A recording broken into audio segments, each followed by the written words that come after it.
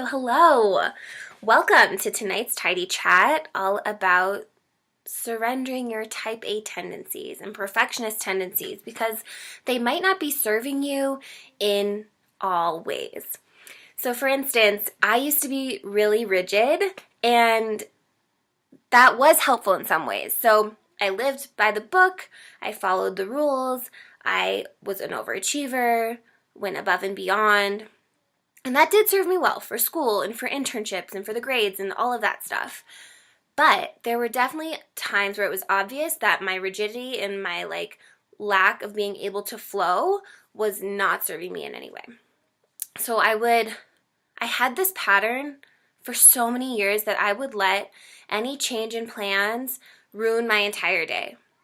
I would give up on having a good day if plans changed and I wasn't a part of that decision or I didn't feel like I had enough notice.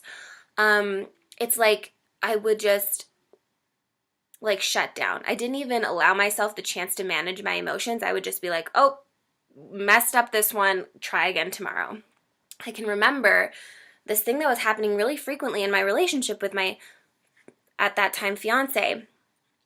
And I would make dinner plans and I'd be ready for him and then he'd come home and he would have ate a late lunch, maybe picked up Subway, and he wasn't ready to eat or didn't want what I would, just something happened where it got jumbled and I would just lose it. I honestly couldn't comprehend that he could dare eat lunch late so that my plans were ruined and we couldn't have dinner at the time that I was expecting. And that wasn't just one instance. That type of thing would happen frequently where honestly, I don't even know if I told him and communicated to him that we were going to have dinner. So I would make plans in my head. It would be concrete. That's the way it is. And if anything changed and that wasn't my doing or I felt blindsided, it was day over. I felt like the day was ruined. So I just used to be so rigid that I couldn't really adapt to my environment in an elegant way. It wants to shut off my social time. I hope that doesn't happen. So in order to live a balanced life and go with the flow and manage our emotions, we have to adapt or we stay the same. We stay stuck. Evolve or repeat. So in terms of pharmacy, you can probably relate to this if you're having trouble delegating. So I didn't recognize this at the time, but I would be going above and beyond for patients, maybe doing some hand-holding, doing some extra calls to make sure they were taken care of, and it caused me to be backed up. And I remember staying late many nights, and I'd have my pile of things that I just didn't get to in the day, and they were things that were fairly simple that I definitely could have delegated, but I was holding on to because I didn't want to take the time to teach someone or, that just seemed like more of a hassle, or I thought they were such small tasks that I could just take care of it. I would do it myself. In whatever way, whatever excuse I made, I was trying to control the outcome in the situation in the way that I pictured it. And so the thing about control is it's this illusion. You don't really have control over what's happening. And I thought I was helping myself by just not bothering someone else, right? But I was drowning during the day. I don't know if any of you pharmacists have felt like this where you just cannot keep up with the workflow. My to-dos are piling up and I long to have less on my plate, but I was the one in my own way. I was avoiding releasing control, and so I was holding on to all this stuff that had me staying late, which had me exhausted, which had me not spending enough time with my family, which had me venting after work. You can see how this is detrimental.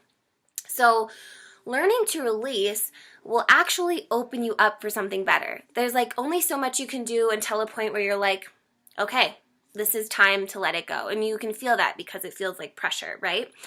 And when you release control, something better can come into your existence, and not just for you, but usually for all of those involved, because that's how the universe works. It wants us to figure out a solution for the best, highest good for everyone. And so delegating, in this example, delegating to others empowers that staff member, teaches them a new skill, lets them hone that skill, or an intern, whatever, and that reduces the burden you place on yourself. It's essentially a win-win.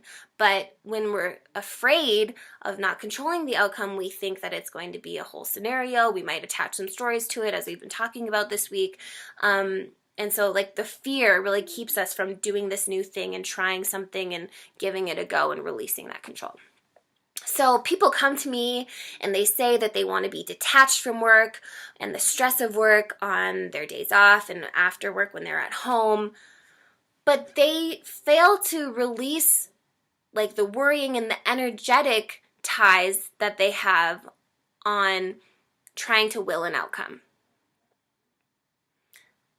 They're holding on to situations even though there's nothing more that they can do about them. And that causes us to feel resistance and causes us to feel stress unnecessarily. This is usually pressures that we're placing on ourselves. And so as a mother, I've learned a lot about surrendering, which I have talked about before, and I talk about in the Illuminate Mindset Academy.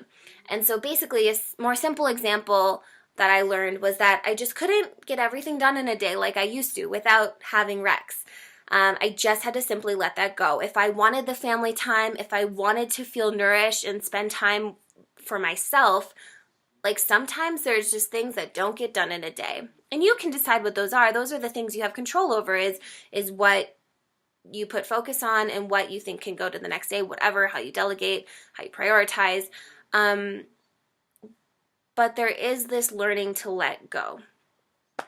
So we say we want one thing, but our actions sometimes say another. We say we want to be free, we want to feel lighter, we want to be more balanced, but we exhaust ourselves and we deplete our energy by trying to will an outcome, by overthinking it or analyzing it or like putting in more effort without getting any satisfaction out of it. So super simple. I'm going to tell you what my 7-year-old sister told me a few years ago. Do your best and forget the rest. I have to tell myself that multiple times a day because like I'm never going to reach perfection. I could always keep going on a project. I could always stay up later, but like what is the cost to outcome ratio there? Cost to benefit ratio. So it's really about learning to let go. That's something that's really important. And it does take some time. But once you do, you can start reclaiming your life and reclaiming your energy. Because surprisingly, things will often work out better if you can loosen the reins a little bit and learn how to flow. So I don't know if there are any comments or questions about this topic. If you've had trouble delegating in the past or you're a mother now and you're learning to let some of that go, you can delegate at home too, right? Which I also have done. So I always have availability on my calendar for the free 20-minute farm life chats, farm work-life balance talks. They're an opportunity for you to express to me your struggles and successes with work-life balance. I can kind of help you see some blind spots there, and it really helps me to know how I can continue serving you in the best way possible.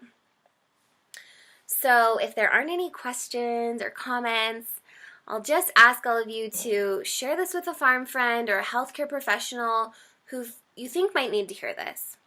I have a special announcement on Friday. We're not going to do a live in the evening like we have been, but I'll be popping on in the day and talking a bit about joy, which is one of my favorite topics, and celebrating life. So stay tuned for that.